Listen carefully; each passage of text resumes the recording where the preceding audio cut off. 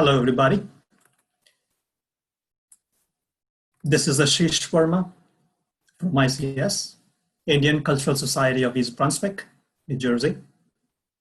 ICS has been operating for 20 years in this region of Central Jersey in the areas of community service, art and culture, and has year-round activities for children, youth, and families. So today, we are going to be talking about COVID-19 frontline perspectives. I would like to welcome two renowned doctors to join us today to discuss their experiences, the perspectives they have directly gained from the front line of handling COVID-19 cases. Let me tell you, the intention here is not to cause more anxiety by discussing the cases and the questions around the virus, but really about a sanity check for what we should be knowing and not be impacted with the fear factor. It is rightly said that COVID-19 may not kill us, but the fear and anxiety can. So at the onset, let me state a disclaimer that the session is not meant to be providing specific medical guidance for any given individual. If anyone is experiencing current medical concerns, you should reach out to your trusted provider to seek appropriate urgent care. The opinions expressed here are those of the speakers and do not necessarily represent the opinions of ICS or the employers of the speakers. Our humble attempt here is to share information. In no way do we want to cause any anxiety related to COVID-19. So with that, I would like to introduce our panel. So with me, we have Dr. Geria and Dr. Kusum Punjabi.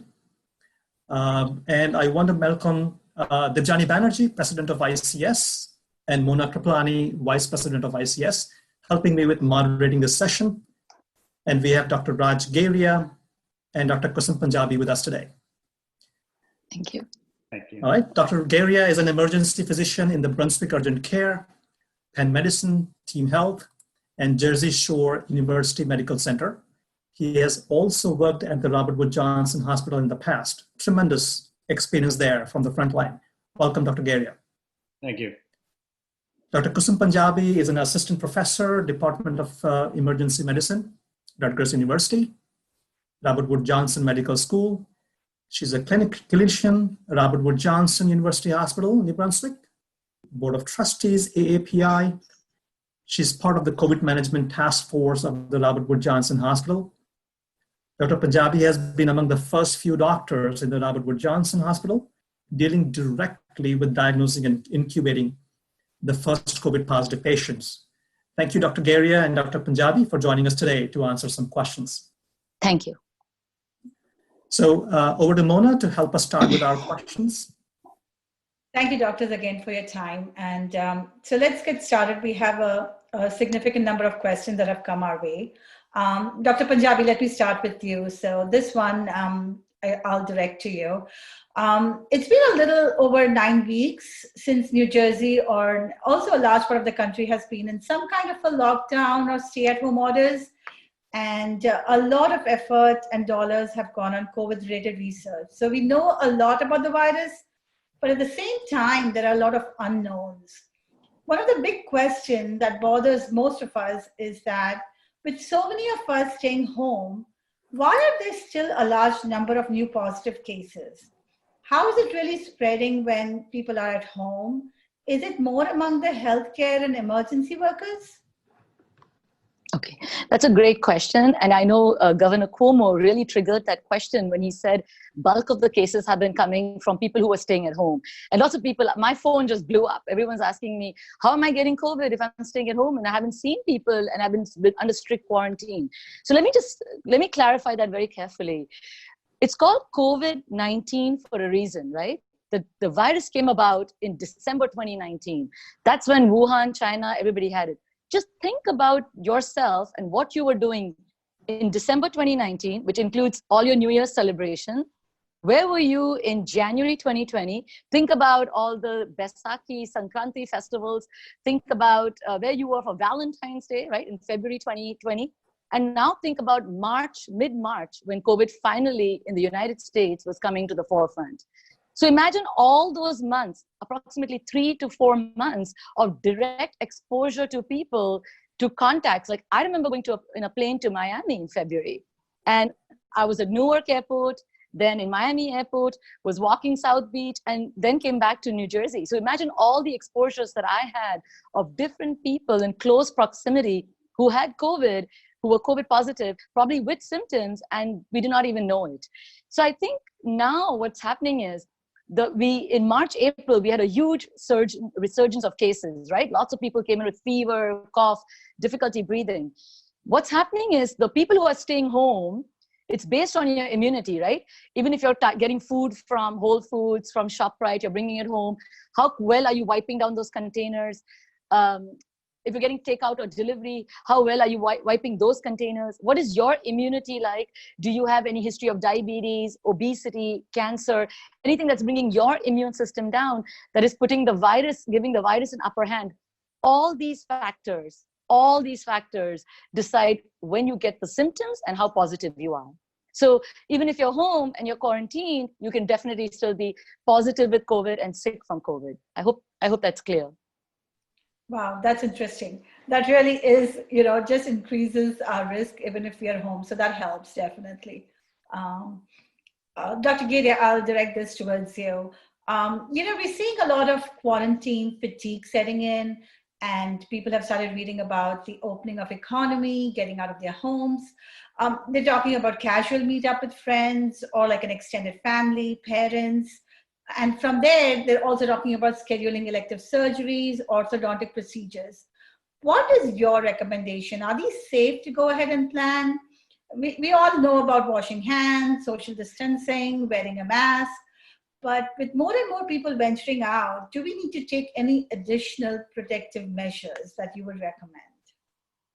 Thank you. That's a great question, and I think that's on everyone's mind right now as all the excitement about opening up is being talked about, especially in the media and in different states. Everything's at a little different level.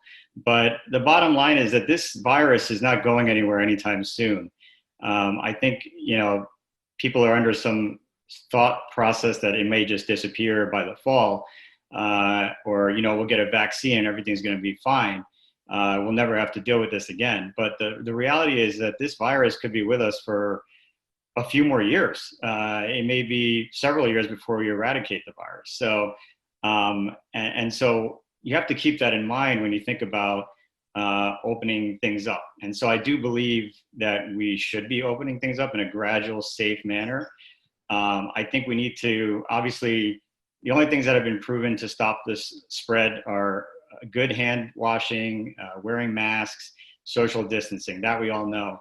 But we need to take into account your risk, okay? And it's like Dr. Punjabi was saying, we need to, every one of us has to accept some level of risk, okay? So if you're elderly, 65 and above, you're at a higher risk. If you have morbid obesity, cardiovascular disease, diabetes, cancer, immune system disorders, you're at higher risk, okay? So when you're considering, visiting family, and by all means, I am actually for visiting. I think we should start to gradually, our elders want to see their grandkids, they want to see their kids, and I think they are at risk to get emotional issues, depressed, anxiety, and so I do think that there's other, downsides to keeping them locked inside. So I think if we do it responsibly, there is some hope. You can, gather in a house and see, and I'm trying to plan this with my own parents, what are we going to do? I'm going to go there and,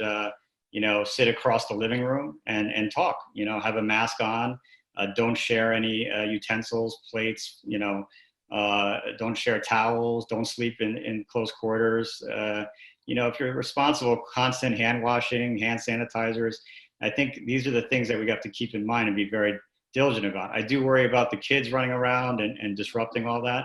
But I think as adults, we can start the process of at least getting back to some level of seeing our families at least, and then slowly bridge over to social gatherings, and that would be very small to start with. But again, social distancing, hand washing, and just responsible, just being good citizens, good behavior, I think would help. So I do think, and the other part of that question about seeing your doctors and elective surgeries, I think that's all very real right now. Being in the community right now in the urgent care, we're getting tons of patients coming in, sent from doctors, from surgeons, from every specialty, trying to get these patients cleared of COVID. So they want COVID testing to have them have their knee surgery, their ENT surgery, whatever it might be that they've been holding off on. And so we're playing kind of a pivotal role in that, trying to clear these patients in a rapid fashion to get them into their surgeries. And so I think that, it's a real thing. People are very afraid to even step out the door, let alone see their dentist or take their kids to get their critical vaccinations, okay? And that needs to slowly change. And so I think a lot of physicians out there are practicing, are really setting up their shops in a safe manner to welcome non-COVID patients in. Because it really, I think there's a lot of fear, and patients are staying at home and having adverse outcomes of non-COVID illness right now. So. Okay, thank you. So basically, it just seems like the essential appointments, we should go ahead, like the elective surgeries and the orthodontic. It's safe to do that. Yeah, like I said, I think that for us, for example, in the urgent care, if you cut your face, you sprain your ankle, you have a shoulder dislocation, right? These are all critical things that we see on a day-to-day basis, and we make it safe. We have everyone, literally everyone in our that comes to see us is waiting in the car. So if you drive by our urgent care, there's like at any given day, there's about 30 cars in the parking lot, and those are all patients just sitting there waiting to be called for their turn. We handle all the insurance things from the phone, and we make it very safe. Our waiting room is just literally not being utilized at all, because we don't want people sitting next to each other and all those things. So I think a lot of places are doing that now to a degree, but it is working, and patients seem to feel very safe doing that. So. All right. Thanks, Dr. Geria, for that perspective. Certainly something that is making us all very anxious about it. One question which is also pretty common now, and you could smile as well as being anxious about it. I'll direct the question first to maybe Dr. Punjabi, and if Dr. Geria, you can share your opinion after that as well. So we're talking about economy opening up. That's the topic of the day, right? Pick any hour. So as the economy opens up, many of us will be returning to our workplace for a few days, the whole week, et cetera, et cetera. What do you recommend as some precautions we should take primarily? That's a great question, Ashish. Thank you for asking. Just want to add to what Dr. Geria said earlier. I don't know if everybody's aware, all the listeners and viewers. As of today, Governor Murphy said that starting Tuesday, May 26th, all elective surgery operating rooms can be open. So this means, as Dr. Geria was saying, orthopedic, people getting biopsies for different cancers, gallbladder surgeries that were postponed, prostatectomies and removing the prostate for cancer. All those surgeries are now going to be starting to be scheduled. As of May 26th, which is literally next week, the operating rooms are going to be open. Now, imagine a hospital that had a no visitor policy is now allowing patients to come in. So Robert Wood Johnson is going to be allowing people to come in. We are definitely taking all the precautions for that, right? Which means you're going to be coming in just by appointment. You'll have to wear a mask, keep that on, which covers your nose and your mouth. You're going to come at your scheduled time. The operating room, the techs, the nurses, the doctors, the surgeons, everyone who's interacting with you will be masked. Everything will be sterilized. In between patients, there'll be enough lag time so that the room can be completely cleaned and sanitized. There are these huge ultraviolet machines that we've been using in the ER in the hospital to clean up the rooms, where first it's wiped with like Lysol-like wipes, then it's completely desanitized with these big ultraviolet machines. So all these precautions will be taken, the checklists that have to be done before the next patient comes in. So just for those of you who are very nervous about this, I just want you to be aware that all precautions will be taken, because as much as you are afraid, we're afraid, right? We are also afraid of interacting with you if you have COVID. And so Ashish, to answer your question for that, if you're going out on the streets, I just want you to assume for the rest of the year, as Dr. Geria was saying, the virus is not leaving us. So for the rest of the year, you just have to assume everybody has COVID. If you just assume that, you're going to be taking all the precautions. You're going to be wearing your mask, wearing your gloves, not standing too close to people, limiting your time outside, whether it's in a subway, whether it's in a bus, whether it's on the street, whether it's in a grocery store, in a postal office. You're going to limit your interactions there. You're going to keep a good amount of distance. But yeah, as the economy opens up, you need to go out, you need to step out, but be very, very aware that you can get very sick from this virus, and the people you're interacting with have it. Yeah, and on that note too, the employers are being very vigilant about letting people come back to work. And so we're having many employers send us patients to get a COVID test now. So not only one, they want 2 negative COVID tests. So, and if anybody's had the nasal swab, it's not very pleasant. But a lot of the employers are requiring 2 negative swabs before they let people come back to work. And I think it's pretty vigilant, it's pretty smart before they start coming back and interacting with everybody else. But yeah, like Kusum's saying, it's really social distancing. Maybe, half the workforce stays and works from home, and you have A days and B days. And my wife's in corporate JP, she was at JP Morgan, so they were talking about keeping half the workforce working from home, and they alternate other weeks, to decrease volume there. I think this pandemic has taught us that, you can actually get some work done at home. I mean, obviously if you have, the kids kind of self-sufficient, but, you can get some of this more for corporate work, but you can get some of this stuff done at home. So that's certainly a learning across the whole globe, that people are seeing that there's a lot more that can be done in the way we are operating right now. That's certainly something interesting. Thanks for that perspective there. An extension to that, this one I would direct to Dr. Punjabi. So have there been any changes in general in how the virus is presenting complications? Have we had any better understanding of the virus and how it is impacting us? Are younger adults truly at risk of the stroke that we are hearing about? Or in general, what about the potential other vascular, kidney, or other multisystemic side effects that we have been hearing about this virus?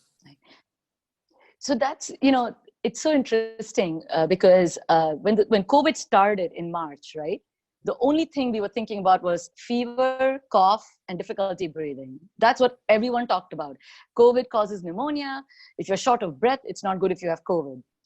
Then what we started seeing in the hospital a lot of was nausea, vomiting, diarrhea.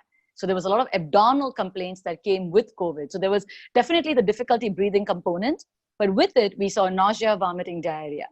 Now, the big complications that we are seeing now in the emergency department, this I'm talking about starting early May, is COVID-related blood clotting, like major blood clotting. So what COVID does is in the body, the virus, it causes this huge cascade of very severe clotting.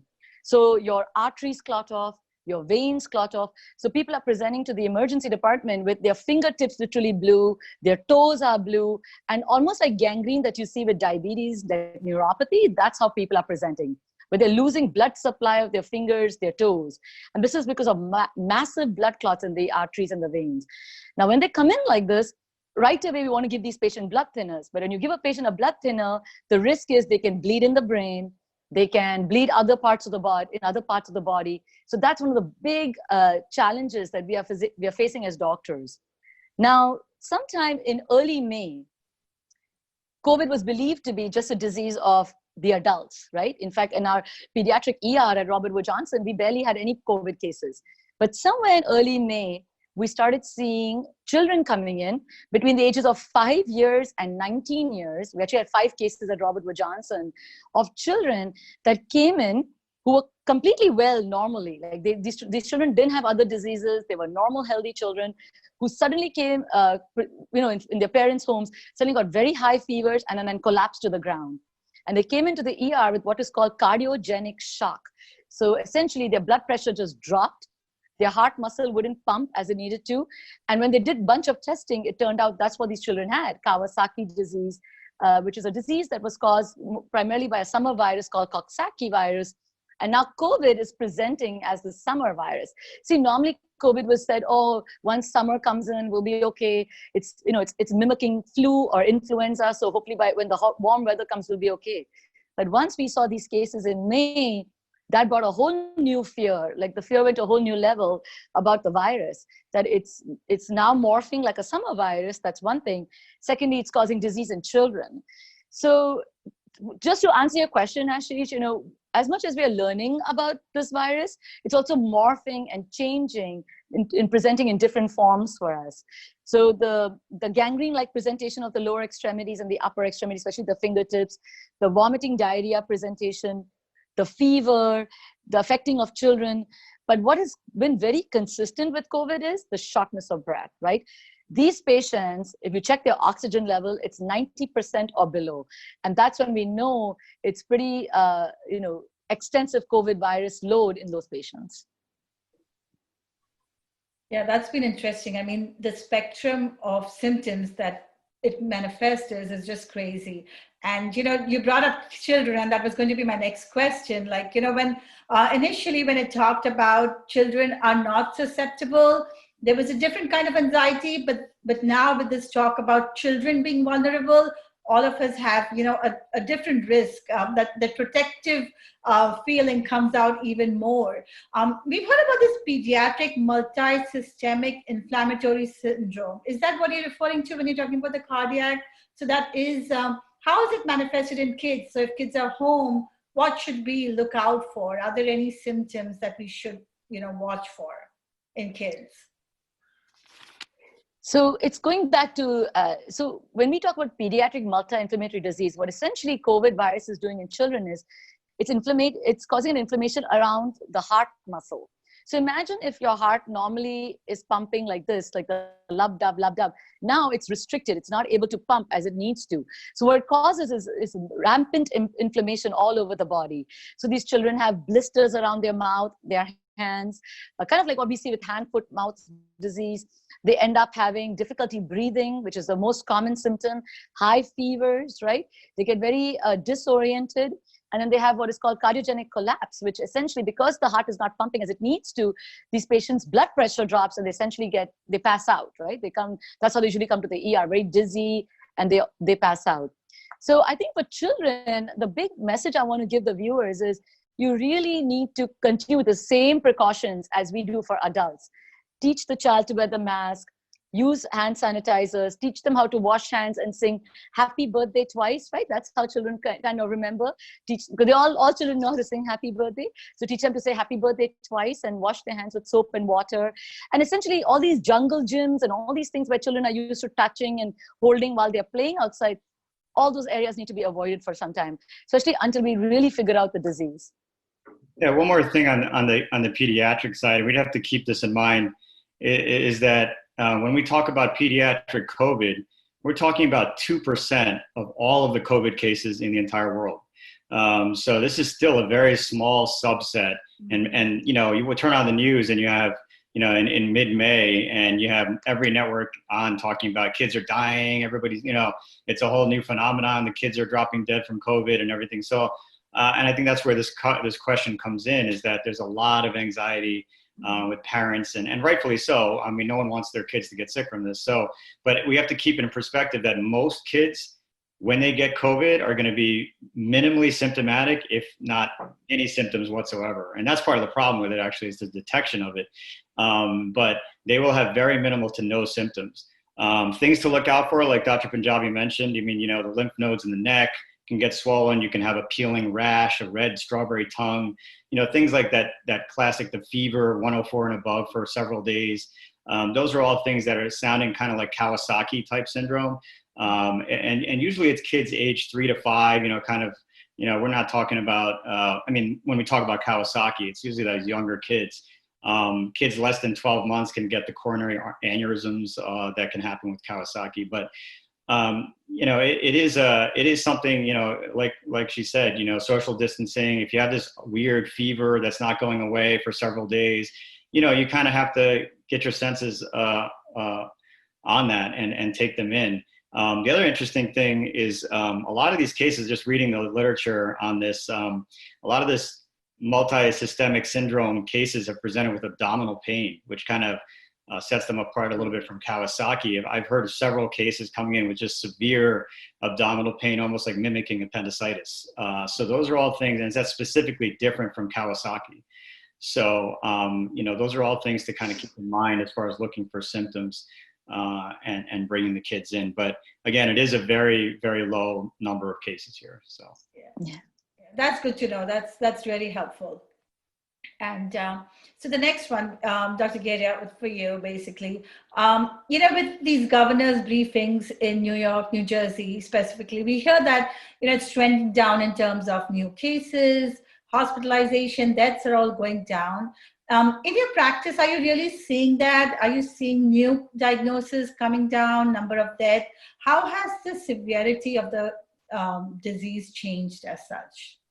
So that's a great question. And I think, you know, and I read all the data that Governor Murphy put out. And yeah, I mean, when you look at number of cases, number of deaths per day, ICU admission, hospital stays, hospital admission, all the numbers are down. And that's consistent with what I'm seeing here at the urgent care. We do lots of testing every day. I think at least collectively, I would say between both offices of at least 100 a day. I went from 2 to 3 weeks ago.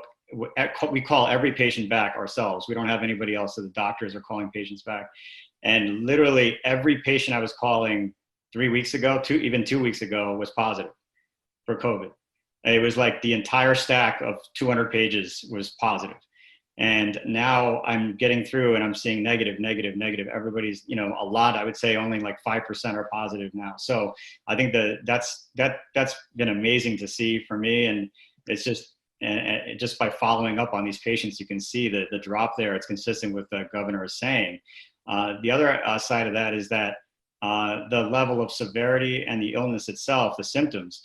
I mean, I remember several cases coming into the urgent care, and granted, you know, we're not going to see the level of you know, disease that they're going to see in the ER, where they're coming in basically, you know, unconscious, can't support their airway, and they need critical evaluation right away. But, you know, I've seen some people come in and they're talking to me, but their oxygen level is 60%. So we've seen as low as 30%. And they're like coughing and short of breath, but they're still awake and talking to them. That's a scary thing about this disease. They call it happy hypoxemia, where we see these patients just walking around with oxygen levels in the 30s. And it's actually very unique to this disease. But, you know, the scary part of that is that I'm sending those patients to the ER, and it's just scary. Most of those, actually, several of them died. A few were on the ventilator. I remember one social worker I sent in, she was vented. She was a ER social worker, and she was on the ventilator for 2 weeks and walked out of the hospital a few days ago. So, and I haven't seen any of those really, really sick patients in at least a week and a half, 2 weeks now. So I think those are all good signs. It's a great relief, I must say, with what you just said, that the number of patients who are showing positive are going down. That, you know, that's a music to the ears. I'm hoping that trend continues. So thanks for sharing that experience. Dr. Punjabi, this one is for you, and of course, Dr. Raj, you can come in if you need to and have something more to add. But talking about kids, imagine a 5-year-old kid. So without any other symptom, if we just say that the 5-year-old kid is having a recurring fever, can that be a sign of COVID-19 in this case? And what are really the basic symptoms that are being observed in kids affected with COVID in your experience in the frontline? Great. So first, I just want to add a little bit to what Dr. Geria spoke about earlier in terms of the hospital numbers. I just sent some statistics out to some other groups earlier today. As of just today at noon, New Jersey had 150,000 cases of COVID positive, which were 1,600 more than yesterday. And we had, a total of 10,700 deaths in New Jersey in general since this all started, 168 more than yesterday. So these numbers are dramatically lower than what we were seeing before, right? There was a time in April when we would see 4,000 plus cases, new cases a day. So this is now to 1,600, which is still very gratifying for us as physicians. That the number of cases are going down. Even in a given shift, if I work a 12-hour shift in the ER, I would see at least 20 to 30 patients who were all COVID positive in April, whereas in May now in these shifts, I'm seeing maybe 10 to 15 COVID positive patients. But what's also interesting is I may have a patient who comes in for chest pain, whose oxygen level is great, who I'm admitting to the hospital for a cardiac workup, we end up doing a COVID test to see which, where they get placement, COVID flow versus non-COVID flow, and they're COVID positive. So these cases are also getting counted in those new cases. So they may not be sick from the virus, they're coming in for something else, but they're COVID positive, and all the necessarily PPE is worn to take care of such patients. So I just want the viewers to be aware of that while the number of cases are going down, we're still finding these, like Dr. Geria mentioned, these happy hypoxemia patients who are coming for other complaints who don't even realize they are COVID positive. Now to talk about, going back, Ashish, to your question about children, the symptoms are, again, like we talked about, very similar to how it's happening in adults. They may not necessarily have any particular set of symptoms. They may or may not have high fevers. They may or may not have lymph nodes that are swollen here. They may or may not have nausea, vomiting, diarrhea with abdominal pain. And these recurring fevers that they have, right? If the child is active, doing well, healthy, the fever responds to Tylenol. They don't seem short of breath when they're speaking with you, when they're going up and down stairs. I don't think it's as worrisome, right? You can consult with a pediatrician. Maybe you can even take them to the pediatrician's office if they're allowing, or to the urgent care and get an oxygen level check, right? To get peace of mind. They're doing that at the urgent cares. We can even bring them to the ER. We have tents set up right outside the ER. The purpose of these tents is these tent-like structures are to not allow such patients to come inside the ER. They don't need to prevent exposure. So if you come even to the emergency department, pediatric ER or the adult ER, we're checking all your vital signs, which is your temperature, how quickly you're breathing. It's called the respiratory rate, your oxygen level. And once we check that even, we can tell you the oxygen level is great, the fever is not that high, the child is going to do great. So even for adults or peds, if you're worried, and let's say the urgent care is closed, you're welcome to come to the ER, and right outside in our tents, we do this entire triage system where we can check the vital signs for you. Yeah, and on that, I mean, if the child has a fever, something's causing it, right? So, if they're, like Dr. Punjabi said, if their mentation is okay, they don't seem to be in any distress, call the pediatrician, try to schedule a workup, and try to figure out the source. There's a whole umbrella of things that go under fever of unknown origin, right? And then there's a lot of things that can be causing that. If you come to the urgent care, particularly our urgent care, we will definitely test the child for COVID. Okay, we'll do a nasal PCR test to at least rule that out. I mean, right now it's just, although the prevalence is less, I mean, anyone that's coming into the urgent care with any degree of upper respiratory common cold symptoms, we're testing. We have a very low threshold to test patients, and just because the vast number of symptoms that go with this disease. And so honestly, there are some parents bringing people in asymptomatic, and we're testing them too. So, but just have parents know their children, and if something doesn't seem right, you need to follow up on that. Makes sense. Thanks for sharing the similarity of how symptoms could be similar to adults and kids. And I'm glad you have the readiness and you're on top of the testing for kids and adults. But talking about testing, and let me direct this question to maybe let's start with Dr. Punjabi. Talking about readiness for testing, do you think the New Jersey hospitals are ready for, as we go into the fall? People are talking about resurgence you think the New Jersey hospitals are ready for the possible resurgence? And is there more adequate PPE now? The preventive care equipment, is there more available now? Do you have the providers ready? What do you think about the readiness for that possible resurgence? That's a great question, Ashish. I'll tell you, I worked through Hurricane Sandy. I worked through Ebola. I worked through this avian flu and SARS and all those kinds of things. And we always at Robert Wood would go through all this crazy training. Raj has been through it with me, where we wore all this crazy equipment and got all ready, and we barely saw a couple cases, right?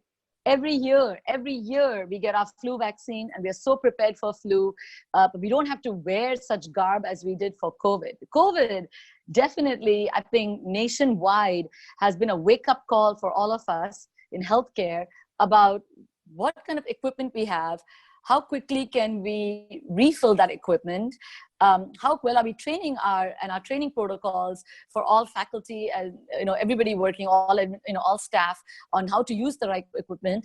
How are we ready in terms of cleaning up our rooms, and what kind of sanitizers, what kind of cleaning equipment do we need? All these new policies have been put in place. So to answer your question, are we ready for the fall resurgence? I think we're getting there. I think we are ready in terms of we have the PPEs, we are collecting more PPEs, because we really don't know what the combination of COVID and influenza is going to be together, right? See, when COVID kicked in America, it was already March, right? It was March. And by then our flu season had already sort of passed. We had all gotten the flu vaccine. Most of us had gotten the flu vaccine. When March kicked in, and it was predominantly the tail end of influenza and the beginning of COVID, and God knows how long COVID was around even before that, right? Since it started in 2019. We are getting really nervous in the healthcare field of what it's going to be like come October, November, December of 2020, which is why what Dr. Geria was saying earlier, we should all as a community just think that this virus is going to be with us for the rest of this year. So people who are making plans of, Labor Day weekend parties and Labor Day weekend, Desi weddings are huge for those 4-day, affairs. We do the Ganesh festival really big in our house, which is also end of August, beginning of September. We are really talking about scaling back big time, because we don't know what this combination of the two viruses together can do in the human body, and what it's going to do to our healthcare system in terms of supplies, in terms of arrangements. So I really want people to be very aware. We in the hospital are being very aware of this. We are ramping up all our supplies. We are collecting as many donations as we can. We are collecting funds to purchase all kinds of equipment. We are already starting to really be careful in terms of rationing the equipment out. We are not necessarily in favor of giving our ventilators to other countries, right? We're really working on keeping our ventilators within New Jersey, because Middlesex was really hit hard. And so the hospital is really working in terms of saving up for that. Yeah, I think Dr. Punjabi brings up some great points, and it's a great question. I think that when flu season hits, it's going to be crazy. I'm just going to be flat out honest. I think that we're going to be on the clinical side trying to figure out, is this COVID? Is this flu? There's a lot of similar symptoms. And I have a feeling we could get very overwhelmed very quickly. As it is now on a flu season, in a typical December, January day in an urgent care, we could see about 100 patients plus. Now we're trying to figure out if it's COVID or flu, and all the craziness that goes with that. So I think my one feeling about this is, I think by that time, I'm hoping that there's a very accurate serologic test or a rapid test that's actually legit and can pick this up with a great accuracy, so that we can quickly rule out COVID as a point of care test like we have the flu. Right now, the testing for that, the rapid test, all the stuff you hear about the White House and all this, the rapid test, it's not accurate, the Abbott one. And it's I think it's like 20% false negative, 30%. So it's not there yet with that. We're still doing the nasal PCR, which, as you know, on average, it could be about 3 to 5 days until we know the results. And that's just not going to fly in the peak of flu season. So we're going to have to figure this out. I also want to just add something, Mona, before, Sure. Because Ashish asked about testing. For those of you who are not aware or who haven't gone yet for the testing, The testing for the COVID swab is a nasal swab, right? There's a little Q-tip that goes all the way back of your nose, right? We want to get to almost to the top of your pharynx, which is the back of the throat, to get a swab. Now you can imagine it depends on the patient and it depends on the technician, right? Whether it's a doctor, nurse, or tech, and how far deep they go and how far you're getting a good sample to actually get the result. Now, when we talk about the blood test, right, the antibody testing that's happening, this particular antibody testing that is out in the market now is very generic for coronavirus in general. It's not as specific as it needs to be for COVID-19. Mm-hmm. So that is why a lot of employers, even in our hospital, it's not really required for the healthcare workers as yet, because that test has not come to the market yet that is very specific for COVID-19, okay? So just want everyone to be aware of that. Yeah. That's really helpful to know, because, you know, there's so much talk about antibody testing, antigen testing. So this really, really helps. So the next question, Dr. Geria, is for you.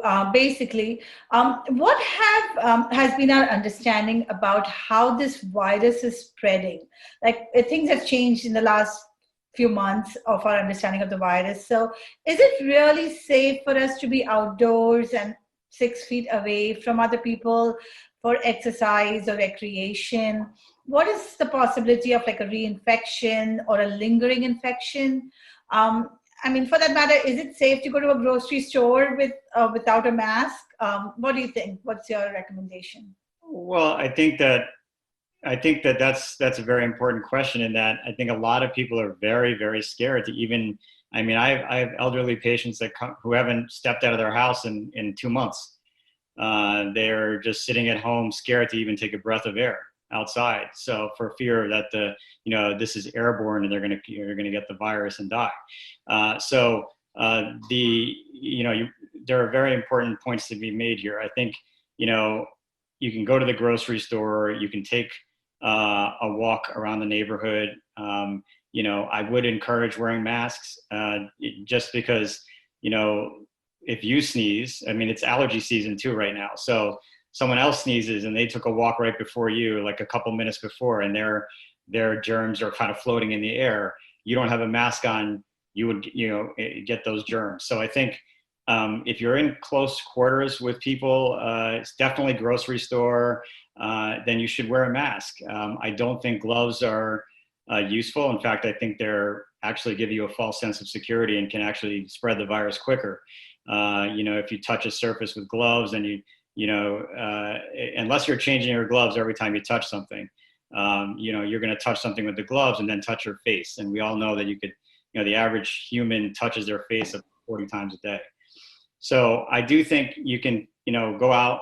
I don't think we know enough about reinfection right now. There's just not enough information to know that if those people that got the infection have what level of antibodies that they won't get reinfected again. So I just don't think we know that yet. But in terms of going out and doing just daily things, I mean, there's a lot of online delivery right now. I haven't been to the grocery store in 4 weeks because my wife is very vigilant about getting, Amazon Prime delivery and securing the spots from, Walmart or Whole Foods to get delivery. So it's a very, it's hard to say. I mean, I think people are, when you look at, I went by Home Depot the other day and it's just like a massive crowd of people waiting outside to get in. Same thing with Walmart, I mean, there's people, just crowds of people trying to get into the stores. So I think that's where the risk is. Like if you're in those kind of crowds waiting in line to get in, you should have a mask on. You should try to keep 6 feet apart. You can't rely on the store to enforce that all the time, although they are doing a pretty good job. You just have to kind of, put the mask on, keep your distance. I try to do as much online ordering as you can.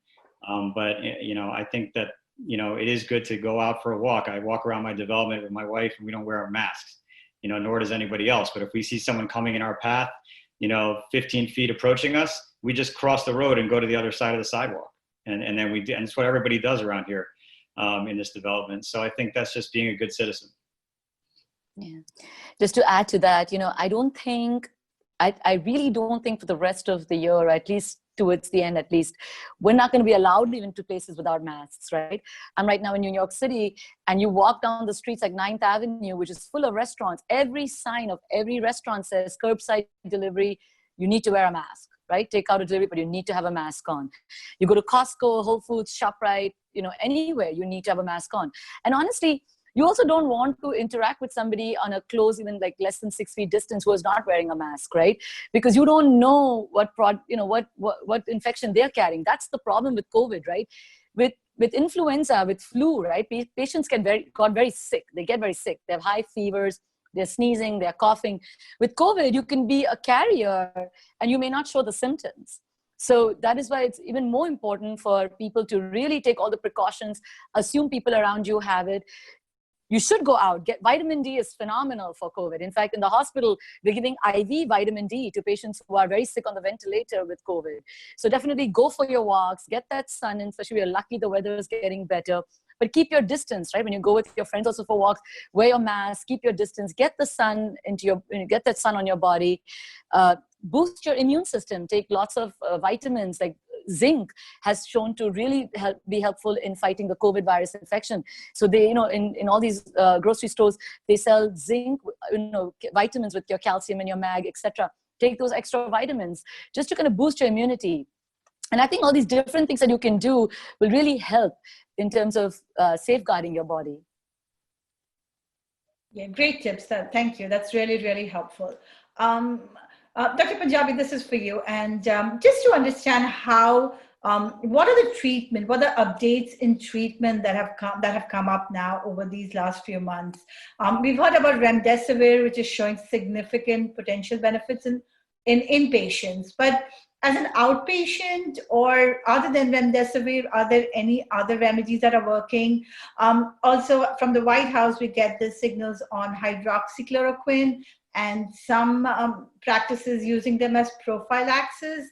What is your opinion, or what is the understanding of hydroxychloroquine? Is that really helpful? And what are the options if you're an outpatient as treatment? Right. So let's talk about inpatient real fast, and then we'll go into outpatient. So inpatient, when COVID kicked in March, we were really surprised, right, by the treatments. Like imagine giving hydrochloroquine, which is an anti-malarial drug, to fight a virus. Then we started giving azithromycin, which is an antibiotic, which is very specific to mycoplasma kind of bacteria, which we get a lot with bronchitis. We were using that to treat COVID. The other drug we were treating was, of course, remdesivir, which is an anti-HIV drug that we're using to treat this particular virus. Now, of all the studies that have been done in the literature, the hydrochloroquine has been working great. Remdesivir is still working great. And those are the two that we're using with our patients at Robert Wood Johnson Hospital who are on the ventilator or who are off the ventilator but with low oxygen and COVID positive. So essentially our sick patients are still getting those treatments. Other treatment options that we are doing in the hospital setting is Plaquenil. It's a medication that is used to suppress is used a lot in patients who have autoimmune diseases, people who have ulcerative colitis, rheumatoid arthritis, those kinds of diseases, psoriasis. In those patients, Plaquenil's been used, and that drug is even given outpatient now for treatment of COVID. And the other things we use is albuterol, right? The inhaler that we use in patients with severe asthma, and steroids. So those are the different treatment options that we're doing inpatient. Now, outpatient, the big things that I'm pushing for in outpatient is, first of all, to boost your immune system, right? COVID starts off with the nose. It causes this lack of smelling. Then it goes down into your throat, causes this sore throat feeling, and then it goes into the lungs. That's usually how it presents. So daily drinking of warm water with probably lemon juice, or even, I can say it in this forum, turmeric in that, which is a great antioxidant, really works. Taking supplements like zinc and magnesium, vitamin. I take it every day. I've especially gone and gotten a bottle of that, and I added it to my daily multivitamin. That helps a lot. Outpatient, when you go to the urgent care, I'm going to let Dr. Geria talk about that in terms of the different drugs they are using, but definitely boosting immune systems and those kinds of sort of remedies that we use, that's very helpful. Yeah, so I mean, as far as treatment, I mean, in the outpatient setting, honestly, we are not recommending any treatment. You could do the, like Dr. Punjabi said, boost your immune system. Zinc, turmeric, warm water, whatever, rest, all these things that can help you build up your immune system. That's really your best defense. most people, and I want to be very clear about this, because I call a lot of patients back, even the elderly that have been diagnosed with COVID, and the majority of patients that I'm calling are getting over this like nothing more than a cold. Okay, so yes, the virus can kill, but the mortality rate is still, when you look at the entire picture, still very low. And obviously the elderly, the comorbidities, all of that puts you at a higher risk. But all that being said, there really isn't any solid, randomized control, placebo, double-blind studies showing that giving chloroquine or hydrochloroquine or any of these things prophylactically, makes any bit of difference. And we already know that it can cause some cardiac arrhythmias in cases and things like that. So, we're not routinely pushing any treatment. At least I'm not, and I don't. None of my colleagues are at the urgent care. But we are advising people to do the things that Dr. Punjabi mentioned, and just whatever you can do to boost your immune system. But I think that because of the media and all these things, I think it's very scary. People watch the news, all they see is like morgues being set up and graves being dug for mass graves for people. That there's nowhere to bury people from the COVID in New York City.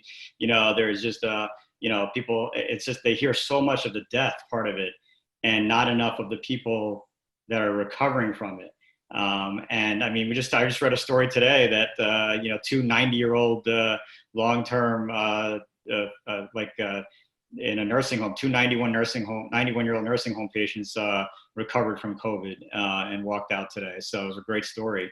I like to kind of post some of those stories too, but I think it's very important to realize that there is it's not a death sentence when you get the virus.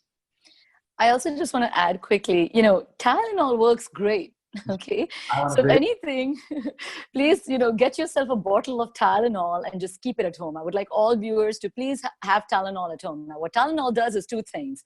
The tablets of Tylenol are 500 milligrams, and 1 to 2 tablets every 4 to 6 hours. If you have fever, body aches, headaches, it works great. And sometimes that's all you need when you have a cold or a flu, right? You remember those days where you just have like warm water with lemon and honey, you take Tylenol, you kind of ride it out when you have like a fever or a cold or a flu. That's exactly how most patients, as Dr. Geria mentioned, for COVID are doing. They're doing great.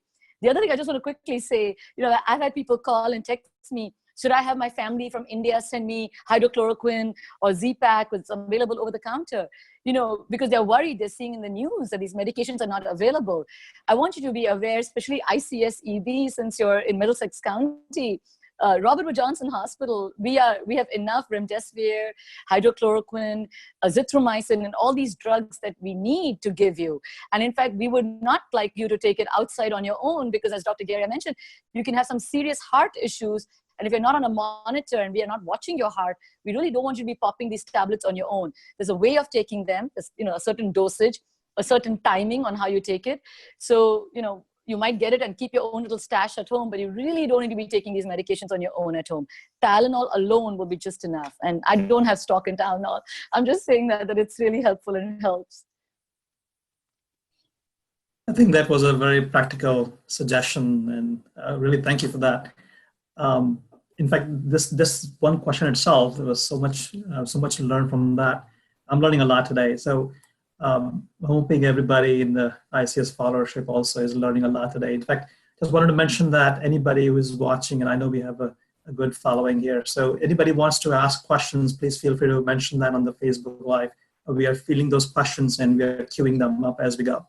And the other thing I want to mention is we're not intending to really completely chop off at 9 o'clock, which is about 5 minutes from now. So very, very important questions being covered, very, practical, life-helping questions here. So we try not to really have a hard stop at 9 o'clock, right? So a continuation of what we were discussing in Dr. Punjabi and Dr. Geria, what you were just saying, right? As a continuation over there is, any new information on the vaccine front from a medical perspective? Why I'm asking this, because one company, Moderna, recently was reported to have done a small initial safety study, right? And they are optimistic of bringing the vaccine for administration to public very soon. What are your thoughts on that? Let me start with maybe Dr. Geria. Yeah, so it's very exciting. I mean, there are, as right now, Moderna, I think there's eight companies right now that are conducting small phase 1 trials in humans, very small number of patients, but Moderna specifically, you mentioned, they are showing some antibody response. And the whole goal of the phase 1 is to make sure that it's safe and it's causing some level of immune response, pretty much. So they're talking about phase 3 trials, which then you're talking about tens of thousands of patients as early as July, and the goal being vaccine for somewhere between January and June of 2021. I think the idea of having a vaccine that's ready to go by fall is a little bit premature. So I think, but it's definitely good news. And the one thing to keep in mind, though, just like the flu, is with the flu, we know people get vaccines, and those that get vaccines can still get the flu. All right. So that's, viruses can also mutate. Okay. So these are all things to keep in mind. And I tell patients too, that when they get the antibody testing, we're doing that as well at the urgent care. And they say, great, I have antibodies. Now I can never get this. And I was like, no, that's not true. We don't know what level of antibodies you have, what the titers are. We don't know enough about what titers you need to actually make you immune. And we know from years of dealing with the flu that people can still get the flu despite getting the vaccination. So I think it's definitely a positive thing to see Moderna and these other companies trying to get the vaccine out. And I think it's an accelerated process now because of the uniqueness of this pandemic and the virus itself. So I think it's all positive. I think we're kind of on an accelerated track for the vaccine, and I think it's going to be important. I just want to add to that, if you get chicken pox, you're not immune from chicken pox. You can get something called shingles throughout your life. If you get measles, even the vaccine, you're not immune from measles. You can get measles throughout your life. So just so people understand, as Dr. Geria mentioned, you could have a disease, you can have the immunity to fight that disease, but depending on where your immune system is, how strong the virus load is that attacks you again, it really depends on whether you get sick or not sick. Okay, that's the first thing. And secondly, now let's say a vaccine does come to the market, which will be awesome. Am I going to get it? Of course I'll go get it, just the way I get my flu vaccine every year, because it prevents you from getting, or at least lowers your chances of getting very sick from that disease if you get that strain. But for vaccine to come into the market, just for example, for when measles had to come into the market, it took a good 4.5 years between all the different trials and testing for it to be considered safe, and then for massive production so that everyone can get it. So as Dr. Geria mentioned, we really are hopeful for a vaccine, but will it be out in the market by October, November? That's very highly unlikely. And even if it does come out in the market, could there be a chance that it prevents you from getting it all around? Probably not. So if it is available, we should all definitely get it.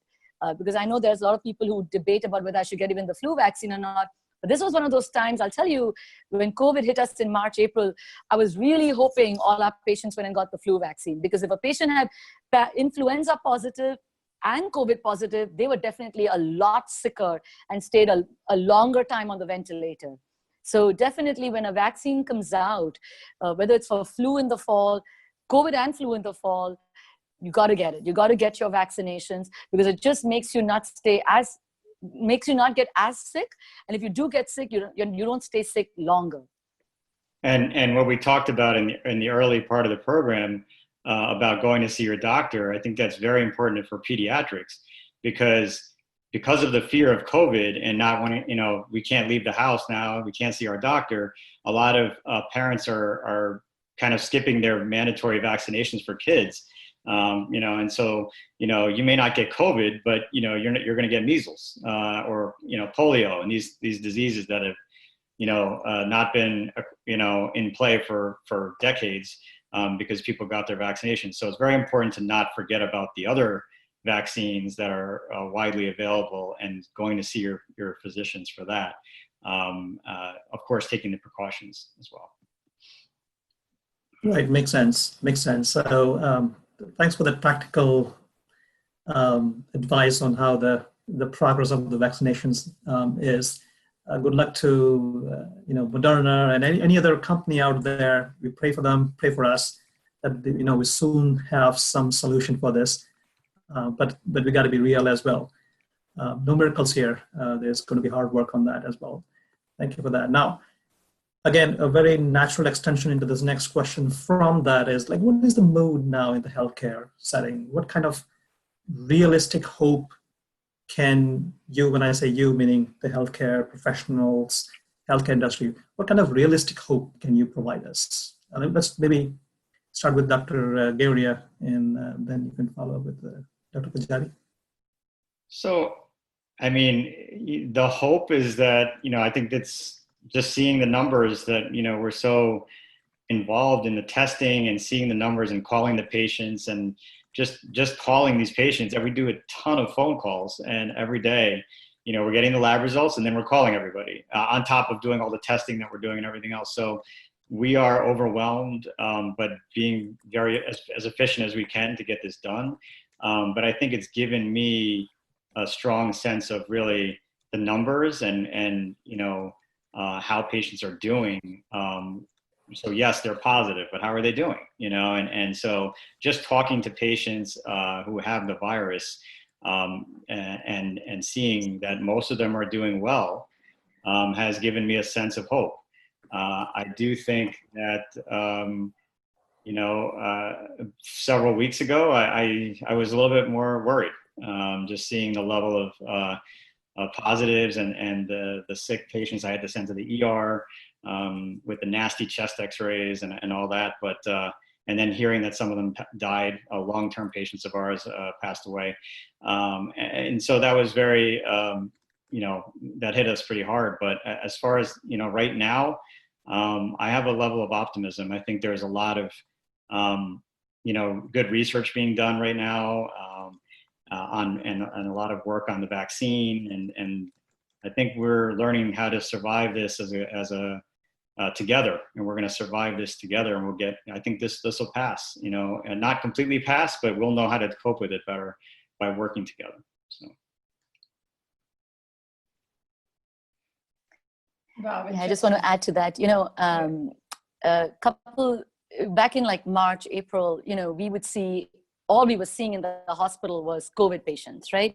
Every patient that came in through the door was high fevers, cough, difficulty breathing, some getting on ventilators, some on definitely supplemental oxygen. But almost every patient that we saw was COVID positive. I was wondering where all the other cases, right? Where are your chest pains? Where are your strokes? Where are your rectal bleedings? Where are your cardiac arrests, your car accidents? I guess it was all because the way the community was really quarantining at home. A lot of people even chose to not come to the hospital because they were so afraid of getting COVID or being exposed to other people. So they chose to either suffer at home, get sicker at home, or even die at home. And I just want the community to know a couple things, right? One, we are definitely, as a hospital, as a healthcare system, even in the urgent care, we are smarter in the way we are handling patients with COVID, right? We have the equipment to keep ourselves safe, to keep you safe, to keep the environment you're coming to see us in safe. Secondly, if you're having, let's say, left-sided chest pain, you have a facial droop, you're bleeding rectally, you have severe abdominal pain, or you're vomiting and diarrhea, you should come to the hospital and get seen. Come to the ER to get seen, or go to the urgent care, get seen by a doctor. That fear of being seen by a physician, I really hope it's eliminated, because we are taking all our precautions to make sure you're safe. Nowadays, the cases, like I worked this past Monday in the hospital, the cases we were seeing in the hospital, I had chest pains, I had strokes, I had patients with different kinds of cuts and fractures, etc. And they happened to be COVID positive or COVID negative, and they were being tested for that. But they were not sick, as Dr. Geria mentioned. They were not sick from the COVID disease. They were not dying from the COVID disease. So that's also very reassuring. You may still be COVID positive, but you're not very sick. I also want to sort of congratulate the community, right? I think as a community, we're all really watching each other's back. I think we are quarantining, we are not going out, we are maintaining social distance, we are wearing masks. I'm so grateful to ICS for supporting the ER one day with love, with a delicious lunch, and kudos to the ICS team for that. And showing support to your community. I think that goes a long way. I'm hoping that when you're walking in a grocery store and you see someone else's mask down, you actually educate them on wearing the mask up and covering the nose and the mouth. I think these kind of education sessions with each other and working together as a community, we can totally eradicate this virus together. And when vaccine and antibody testing come or not come, I think we as a community can really do well. And I'm very hopeful for that. I think the strict quarantine rules that we have been following, it shows, because our numbers have gone down dramatically. Yeah, very good points. And really thank God for the community to follow the guidelines. And but we cannot thank you enough. So, the healthcare workers have really, really done a lot. The community has helped staying home and following instructions. So now, as a part of the community, like we've been home so long, and with summer coming in, the weather getting better, what should we look forward in the summer? Are we looking at beaches, pools, visiting them, or basic needs that we have, which we're used to, like having a babysitter at home or calling the cleaning crew? How do you think we can transition back to a little bit of normalcy? What is your opinion? How do you see our summer to go the next few months? So I could take that first, but I think we're as social creatures. You're humans. We're not meant to be trapped in confinement. So I think that as the weather gets better, I think people are going to get out there. They're going to start doing hikes. If the beaches are open, they're going to go. I think that, I think there'll be some law enforcement all over the place at the beaches, making sure there's no large groups congregating together. Maybe there'll be different, sections. I mean, one of my friends lives in Manhattan. They said, send me a picture of a park, and there was like circles drawn, where people sit in their own circle and things like, I was like, wow, so these are all things that, you can anticipate.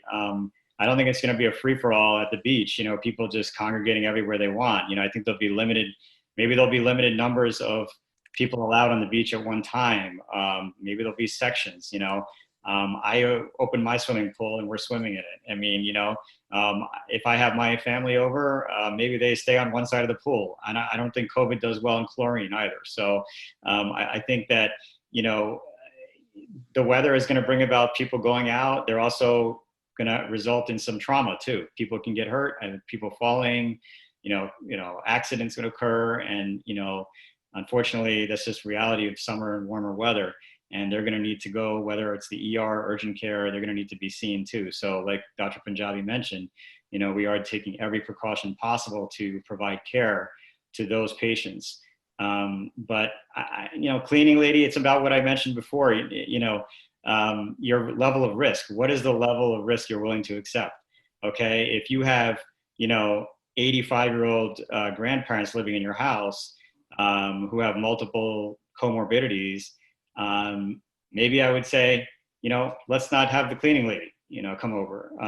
If everyone in the house is less than 50 and healthy, then maybe the cleaning lady can come over, just wear a mask, and, or, maybe we'll just, when she's there, we'll just kind of all stay in one room until she's done. So these are all things like, there's no one size fits all type thing.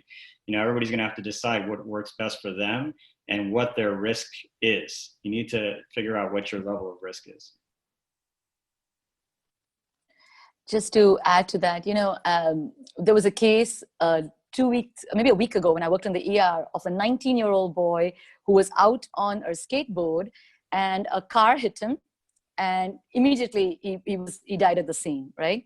They called me for a pronouncement from the scene. And interestingly, this young, I'm going to say child, was wearing a mask to prevent COVID, but was not wearing a helmet. And he was on a skateboard. So I just want to throw this scenario out there. It's very disheartening to me that, while we are so afraid about COVID and we're wearing the mask and keeping that precautions, we need to use our common sense for all the other things we were doing.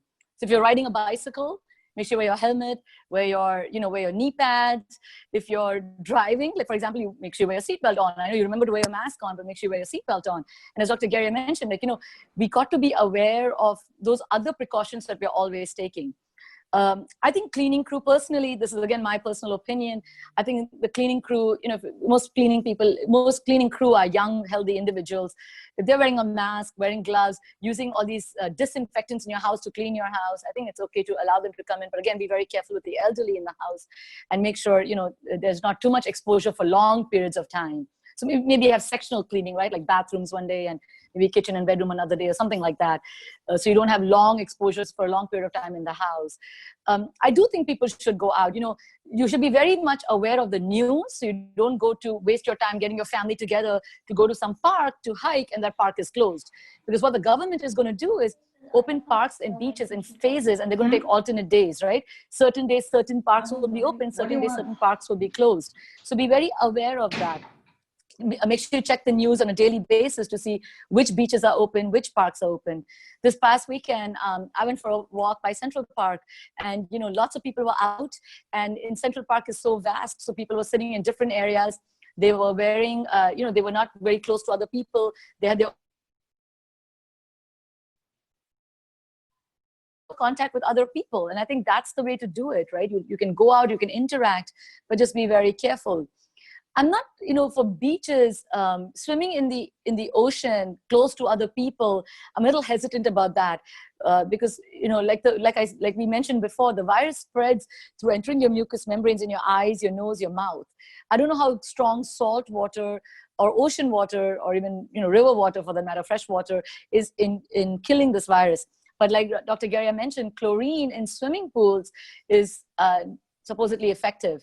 So just be careful about that and just remember all these different precautions when you're going out.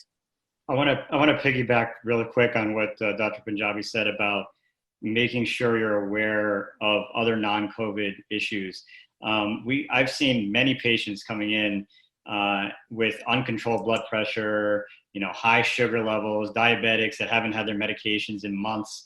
And the issue is that their primary doctors have been closed. They're afraid to go out and to see their doctor. It's trouble. They're having trouble developing the feeling that it's safe to go out. And so what they're doing is neglecting their other non-COVID health issues. And so, it's very important to, if you can't see your doctor, you can always come to the urgent care. We can temporarily refill your medications if you need to. And at least until you're able to see your primary care physician, because if you don't, your blood pressure can get to a critical level, your sugars can go out of control, and you'll end up, with a critical illness in the hospital seeing Dr. Punjabi. So I do think that it's important to keep an eye on your chronic medical conditions. I think that anxiety is at an all-time high right now, and depression. That's my opinion. Just based on patients that I've interacted with at the urgent care. I think everybody's on edge. Every blood pressure I take in the urgent care is elevated. And, a lot of it has to do with just watching the news and just being scared. So, hopefully, watching programs like this, interacting, reading, talking to colleagues, helps people. But I think that getting outside to a degree is going to help some of that. And hopefully the good weather helps with some of that. But I do think we need to transition to getting outside safely now, and not just being, I don't think we're meant to be, crammed inside four walls 24/7. So. Yeah, no one is alone, right? I just want the viewers to remember that you're not alone. This is the perfect time to take up a hobby. I've just started Bharatanatyam classes again, just to kind of de-stress from what I see in the emergency department. And I'm so grateful for that, because that workout, that creativity kicks in, and just kind of, interact with people, do these Zoom sessions, do nature walks, cooking classes. There's a craft class coming up at ICS, right, very soon. Like, do those kinds of things. I think it's very important to be busy and remember that this too shall pass, right? It will pass. We have survived all kinds of conditions in this country, particularly because we have the best healthcare system in terms of getting the resources out there to the public. So don't get wrapped up in that I'm going to die. I've had lots of patients get severely depressed and anxious that the world has come to an end and all of that. But I do think you should think about it more like, this is a problem. We're facing the problem together, and we will get through this.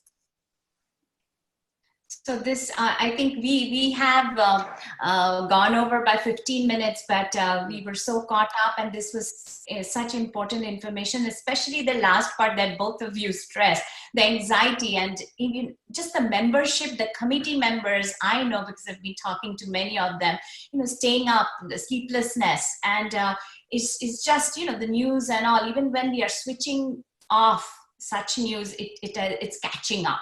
And so thank you so much that, you know, there are ways that we're trying, and chatting like this on an informal session, I think will help our members. I have, you know, there were a bunch of questions, many of those that you all guys have already covered. So I'm going to go with only 2 questions that have, you know, been asked on Facebook.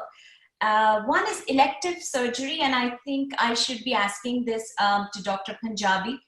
So this person asks that if you go for an elective surgery and you end up being COVID positive, A, are you testing that person when he or she is going for the surgery? And if you find that that person is COVID positive, what will be the follow-up steps? And if you could just quickly elaborate on that. Sure. So for elective surgery to happen, you have to get the COVID test done even prior to that. So every surgeon is going to require it, whether you're going for orthopedic surgery, biopsies, endoscopy even, right? Endoscopies, you need to be sedated for that. All those procedures are going to be requiring a COVID test first. Once that COVID test, if it's negative, the surgery or the GI doctor, the orthopedic doctor will schedule the surgery for you. If the COVID test comes back positive, they're going to ask you to repeat the test in 14 days. So they're going to ask you to kind of quarantine for 10 to 14 days and repeat the test. If the second test is hopefully negative, then they'll schedule you for the surgery. If the second test comes back positive, they'll probably ask you for the antibody testing to see if you have the immunity, and then they might schedule the surgery. But the COVID test is going to be required now for the elective surgery to happen, because in the operating room, there's a lot of exposures, right? You have the anesthesiologists, you have the nurses, the techs, the doctors. So we have to make sure that we know what we're dealing with before we ask the patients to come in. So piggybacking on that, I think, you know, so as far as testing, we are being asked by surgeons all across the region who want to open up their elective surgeries to do testing on these patients. So, you know, we have patients coming in to get tested, and giving the surgeons the results, and if it's negative, they can get their surgery. And so we actually have some expedited process for that too. We worked out with some of the labs so that they're kind of prioritized. Although that doesn't always, if the lab is overwhelmed, it doesn't always go that way. But for the most part, we're able to, you know, get people tested and cleared. And so that's been a big thing in the last week or so as people are ramping up to kind of get their elective surgeries done. Now, the one caveat with that, like Dr. Punjabi said, if it's positive, and I want to emphasize this, if that nasal PCR test is positive, that test can remain positive. I'm seeing up to 4 to 6 weeks. Okay. So I've had patients come in, you know, 2 weeks after a positive test saying, test me again, you know, and they're positive. I had one patient come 4 times for a test, and he's been positive since within a month. So imagine getting that nasal swab stuck in there 4 times. Some employers want 2 negative tests, so they won't let you back without 2 negative tests. So we have patients coming in repeatedly for tests, and well, luckily the CARES Act and these things, the government, you know, are trying to cover are going to be covering these things. But still, you know, as far as elective surgeries, I mean, let's hope your test isn't positive, because obviously that would make it doesn't mean you're actively infectious. In fact, if you're positive and it's been 2 weeks and you haven't had a single symptom, it's very unlikely you're actually actively infected or able to transmit that virus. But, you know, unfortunately, the virus particles are still in your body and they're shedding, and those things can still be picked up by that PCR test. So it can linger and be positive for up to 4 to 6 weeks in my experience. So it's very aggravating right now, and a lot of patients are kind of in that whole cycle of trying to get the 2 negative tests, or at least get that, you know, 1 negative test and have their surgery. And so that's kind of an evolving process. But I wanted to make that very clear for the viewers on that. I mean, the antibody test is also very popular right now. Lots of people coming in for antibodies, and the bottom line for antibodies is, you know, ask yourself why you're getting that. You know, I mean, do you want to donate this if you have antibodies? You know, are you planning to donate plasma? You can talk to the blood bank if you get a positive test. We don't have any relation to that process, but you know, a lot of people want antibody testing. They swear they had the virus in January, December. And honestly, a lot of those antibody tests are coming back negative. And so it's just something, you know, there are specific reasons to get the antibody testing and definitely specific reasons to get the antigen testing as well. So while you're on testing, I should tag this question. I was going to ask you at the last one about testing availability, Dr. Geria. Urgent care is testing, right? Would they require a referral, a doctor's prescription, or can a person walk in and ask to be tested? So we do not require any doctor's prescription. You can walk in. What we ask is that if you have a fever, you call us, and we actually do have a drive-through process for those patients. So they can, you know, the specific hours during the day, we'll just do a drive-through at one of our offices, and they can be swabbed from the car. Everyone else is basically fever. Even if you're asymptomatic, you can come in, wait in your car. The process now is, you know, everyone just waits in their car. All transactions handled over the phone. And then when we're ready for you, we call you in to come from your car. And then you can be tested. We have a very low threshold to test. We will test you if you're asymptomatic as well. And so the answer is yes, we can test you. You do not need any prescription for the antibody or PCR testing. The last one is before we end this session. Again, with regards to a child's COVID sickness, a parent has asked, kids recovering completely, would they be like, you know, seeing some long-term side effects? What, you know, have you gone through enough kids or that amount of time to comment on that? I think I'll take this question from the few cases. So we had 5 at Robert Wood Johnson, and 3 of them were very, very sick, and we still can't comment on how well they're doing. But 2 did really well. 2 of the children were transferred to Presbyterian, Columbia, New York. And those both children, you know, recovered quite well after a couple of days of hospitalization. But, you know, I think the sequel of how do people do once they get COVID and they're sick from COVID, like sick as in the sense that hospitalized, on the ventilator, how do they do afterwards? That question is still very much up in the air, right? We don't have enough studies to say that, okay, once you're off, like I know of a person from East Brunswick, right, who was in his 60s, elderly male with diabetes, who came into the hospital very, very sick from COVID and was on the ventilator for 5 days and then off the ventilator for 5 days, but in the hospital for 5 more days and then sent home.